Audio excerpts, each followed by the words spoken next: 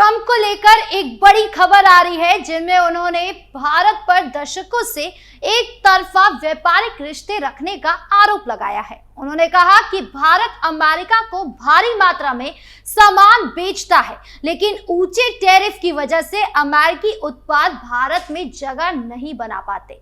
Trump के बिना सिर पैर के इस आरोप को समझने के लिए जरूरी है कि सबसे पहले हम इस बात को समझें कि आज ट्रंप की हालत मोदी ने कैसी कर दी है। दुनिया का सुपर पावर घुटनों पर बैठकर गिड़गिड़ा रहा है, जबकि एक समय ऐसा था जब कभी दुनिया की राजनीति में अमेरिका का एक बयान ही सबको हिला देने के लिए काफी होता था। अमेरिकी राष्ट्रपति डोनाल्ड ट्रंप जब 50% टैरिफ लगाते हैं तो उनका मकसद साफ होता है, दुनिया को यह संदेश देना कि अगर वॉशिंगटन ने आदेश दिया है तो सबको मानना ही पड़ेगा। लेकिन इस बार कहानी कुछ और ही निकली। इस बार सामने खड़े थे भारत के प्रधानमंत्री नरेंद्र मोदी, और मोदी ने वही किया जिसके लिए वो जाने जाते हैं। ट्रंप का पूरा खेल ही बदल दिया और एक ही चाल से उन्होंने शतरंज की बिसात पर ट्रंप को शह और मात दोनों दे दी। ट्रंप का गुस्सा सिर्फ टैरिफ तक सीमित नहीं रहा। उन्होंने खुले मंच से कहा कि भारत दशकों से अमेरिका को लूट रहा है, व्यापार पूरी तरह एक तरफा रहा है। भारत अपने सामान अमेरिका को बेचता है, लेकिन अमेरिकी कंपनियों को वहां घुसने तक नहीं देता। तेल और रक्षा सौदों पर उन्होंने कहा कि भारत रूस से सब खरीदता है और अमेरिका से बहुत कम। ट्रंप चाहे तो कहे, लेकिन दुनिया देख रही है कि ट्रंप जितना गरजते हैं उतना ही मोदी चुप रहते हैं, और यही चुप्पी ट्रंप को भीतर भीतर खाई जा रही है। उन्हें लगने लगा है कि काश मोदी एक बार फोन उठा ले। अगर मोदी कह दे कि सब ठीक है तो मेरी इज्जत बच जाएगी, लेकिन मोदी चुप रहे और ट्रंप का फोन तक नहीं उठाया। फिर ट्रंप ने अमेरिकी उपराष्ट्रपति को फोन किया और कहा, जरा मोदी को फोन लगाओ ना और मेरी तरफ से सॉरी बोलो। उपराष्ट्रपति ने फोन भी किया, लेकिन मोदी ने उनका भी फोन नहीं उठाया। ट्रंप बार बार प्रेस कॉन्फ्रेंस में कहते रहते हैं कि भारत का रवैया एक तरफा है, नुकसानदेह है, टोटल वन साइडेड डिजास्टर है। लेकिन असलियत ये भी थी कि जितनी बार ट्रंप बोलते उतनी बार उन्हें अपनी ही गलतियों पर पछतावा होता। ट्रंप ने सोचा था कि अगर मोदी दुनिया के सामने मेरे कदमों को सही ठहरा दे तो शायद मुझे नोबेल मिल जाए। ट्रंप ने ये सब क्यों किया, कभी सोचा आपने? क्योंकि उनका मकसद था अपनी राजनीति को मजबूत करना। अगर ट्रंप ने कभी मेक अमेरिका ग्रेट अगेन का नारा दिया था तो ये सिर्फ चुनावी मंच पर ताली बजाने के लिए नहीं था। इसके पीछे एक सोची समझी चाल थी। अमेरिकी किसानों और उद्योगपतियों को खुश करना, कर्ज घटाना और अपनी छवि को उस नेता की तरह पेश करना जो दुनिया के लिए नहीं बल्कि सिर्फ अपने देश के लिए जीता है। लेकिन सवाल है कि क्या कोई भी देश इतना ताकतवर हो सकता है कि वो दुनिया की दूसरी सबसे बड़ी आबादी और सबसे बड़ी लोकतंत्र भारत पर अपनी शर्तें थोप सके?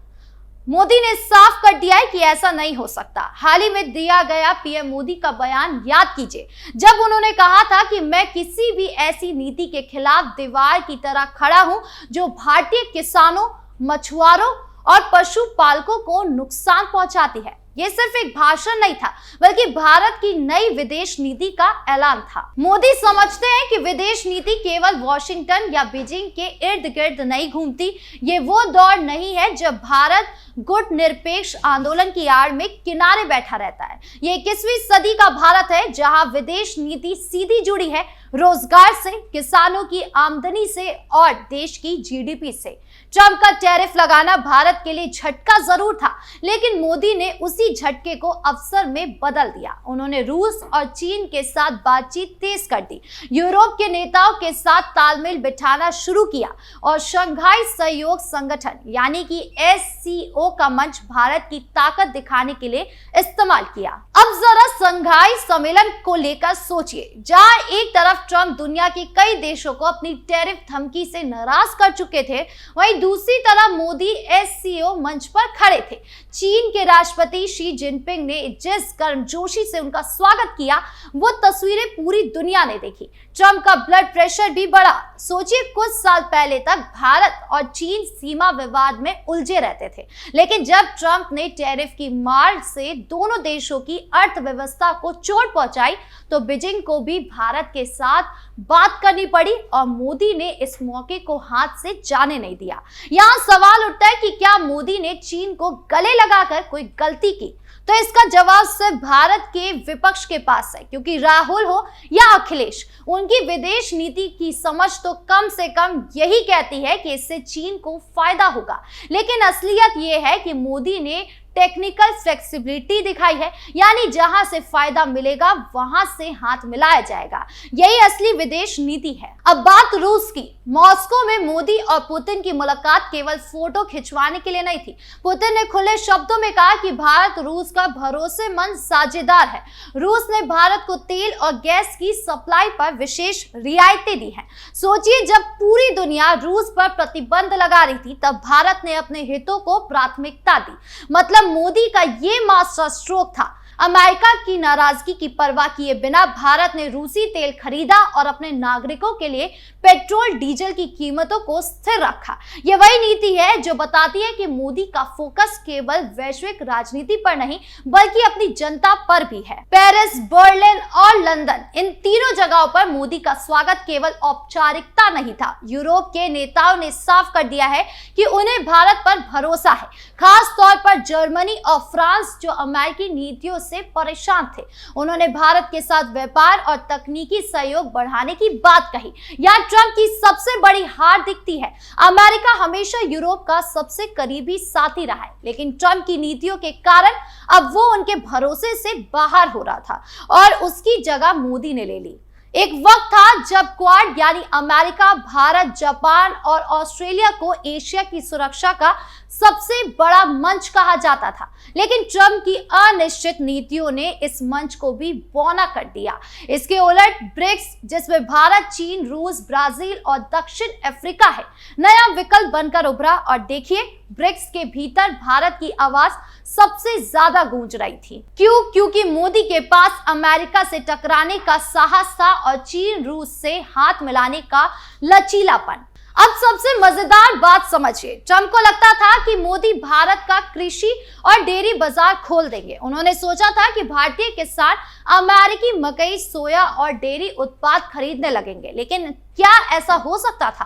भारत में कृषि केवल खेती नहीं बल्कि ये रणनीति की रीढ़ है। यहाँ किसान सिर्फ वोटर नहीं बल्कि देश की आत्मा है। मोदी ने साफ कर दिया है कि इस मुद्दे पर कोई समझौता नहीं होगा। यही ट्रंप की सबसे बड़ी गलती सामने आई है। उन्होंने भारतीय समाज और राजनीति को समझे बिना ऐसा दांव खेला जिससे कोई भी प्रधानमंत्री मान ही नहीं सकता था। अब यहाँ हर हाल में मोदी की आलोचना करने वाले कहते हैं कि मोदी ने अमेरिका से टकराकर गलती की, लेकिन जरा सोचिए कि क्या कोई प्रधानमंत्री अपनी जनता के हितों, उसके विकास की कीमत पर किसी सुपर पावर को खुश कर सकता है? याद कीजिए 1971 की इंदिरा गांधी को, जब उन्होंने पाकिस्तान के खिलाफ अमेरिका की धमकियों के बावजूद बांग्लादेश का निर्माण कराया। उसी तरह 2025 में मोदी ने ट्रंप के दबाव को नकार दिया। यह वही राजनीति है जो बताती है कि भारत कभी झुकता नहीं। सबसे बड़ा नतीजा ये निकला कि ट्रंप पूरी दुनिया में अकेले पड़ गए। एशिया में भारत और चीन, यूरोप में फ्रांस और जर्मनी, रूस तो पहले ही विरोध में था, यानी कहीं भी उन्हें मजबूत साथी नहीं मिला। इसके उलट मोदी की छवि और चमकी। वो शंघाई सम्मेलन के दौरान सबकी आंखों के प्यारे रहे। पुतिन से आत्मविश्वास में मिले, जिनपिंग ने उनका स्वागत किया और यूरोप के नेताओं ने उन्हें अपने साझेदार के तौर पर देखा। अब सवाल वही है कि आखिर असली बाजी किसने जीती? जवाब साफ है, ट्रंप की आक्रामक नीतियों ने उन्हें अकेला कर दिया, जबकि मोदी की कूटनीति ने भारत को वैश्विक शक्ति बना दिया है। आज भारत ना तो केवल अमेरिका का साथी है, ना ही चीन, रूस का पिछलगू। भारत अब अपने हितों के हिसाब से दुनिया को आकार दे रहा है। यही मोदी की असली जीत है और यही फर्क है ट्रंप और मोदी में। ट्रंप ने सोचा था कि वो भारत को झुका देंगे, लेकिन हुआ उल्टा। भारत खड़ा हो गया और ट्रंप झुक गए। आपकी इस पूरे मामले को लेकर क्या राय है, कमेंट बॉक्स में जरूर बताएं। धन्यवाद।